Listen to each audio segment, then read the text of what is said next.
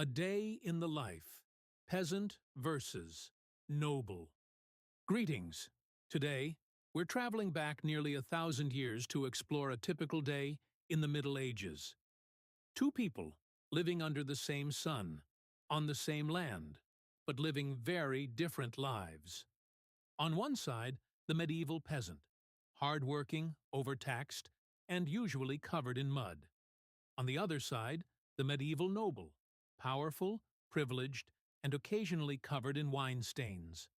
Same world, completely different realities. Let's begin at dawn. The day for a peasant started as soon as the sun rose, or, more accurately, as soon as the rooster screamed in their ear. No morning coffee, no warm shower, no scrolling through medieval TikTok. Just straight into work. Up before the sun again. One of these days, I'm eating that rooster. The very first jobs of the morning usually involved animals, feeding the chickens, milking goats, checking on pigs, and if you were really lucky, hitching up an ox for the plow. And if you didn't have an ox, congratulations! You were the ox. After the animals came the fields, and the work didn't wait. My back hurts already. It's going to be a long century. Now, let's look at the noble's morning. Instead of being woken by a rooster, the noble might be woken by the soft voice of a servant, or maybe just by the smell of breakfast already waiting for them. A noble's bed could be surprisingly luxurious. Wooden frames, feather mattresses, embroidered sheets, and fur blankets. Not bad for a world without heating or Netflix. Ah, morning. The peasants are probably hard at work already. Excellent. And getting dressed wasn't just slipping on clothes. Nobles wore fine linen undergarments, wool tunics, long stockings, and layers of carefully tailored garments. The process was complicated enough that you often needed a servant or a squire if you were a knight. Yes, tighter, but not too tight. I must look intimidating, not constipated. Now, breakfast.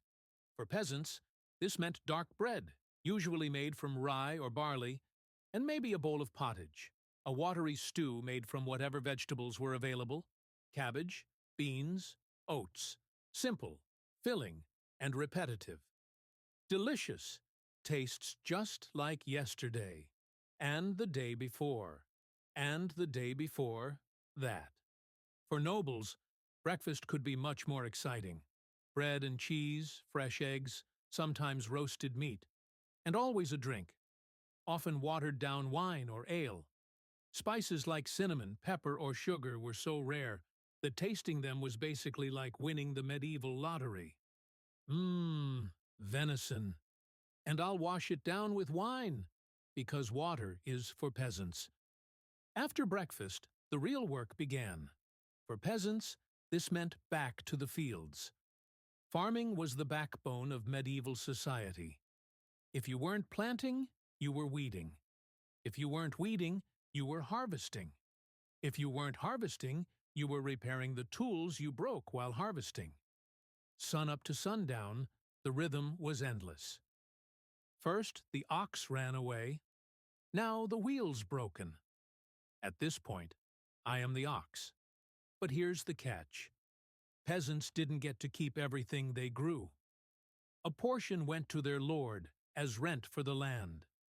Another portion went to the church as a tithe.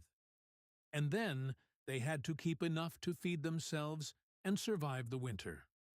Behold, 6 months of labor.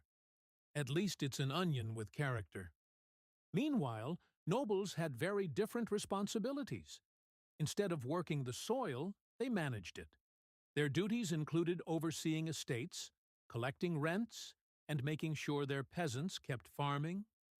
A noble also had to train in combat, horseback riding, sword fighting, jousting.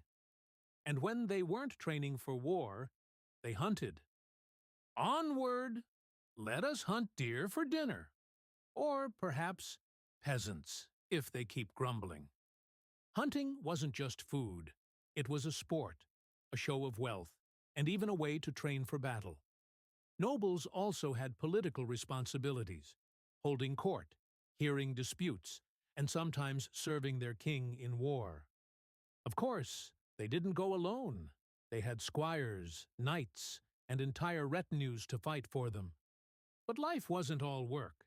Even peasants managed to squeeze in fun. On holy days and festival days, the village would celebrate with music, dancing, and simple games like wrestling, dice, or playing with wooden toys. These moments were rare but vital, a break from endless labor. Finally, a day off. Time to drink, dance, and forget about taxes. Until tomorrow. Nobles, of course, had more elaborate entertainment. Banquets, feasts, tournaments with jousting knights, falconry, and poetry recitals.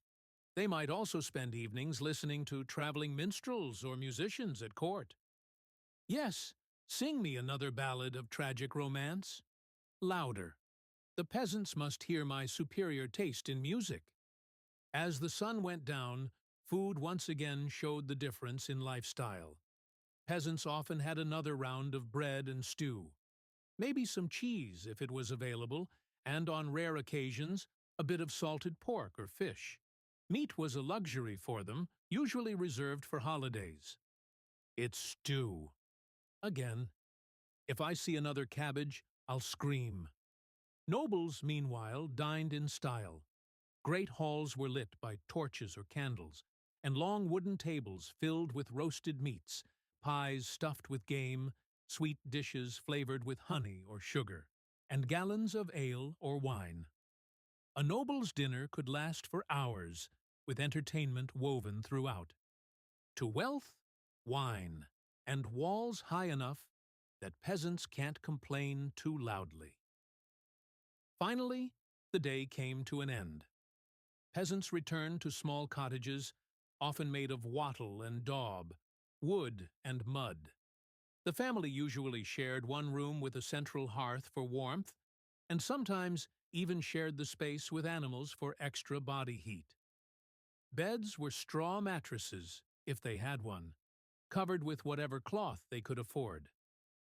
At least the goat is warm. Nobles, in contrast, retired to private chambers. Their beds had frames, feather mattresses, and warm blankets of wool or fur. Yet, despite the comfort, winters were cold for everyone. Castles were drafty, stone walls trapped the chill, and even the wealthiest noble couldn't escape frostbite completely. Nothing like luxury. And mild frostbite.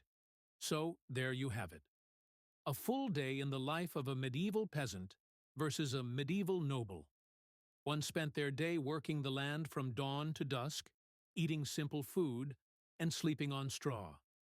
The other enjoyed hunts, feasts, and soft beds, but also carried the burdens of politics, war, and managing vast estates. Same world, same time, two lives that rarely crossed, except when one depended on the other.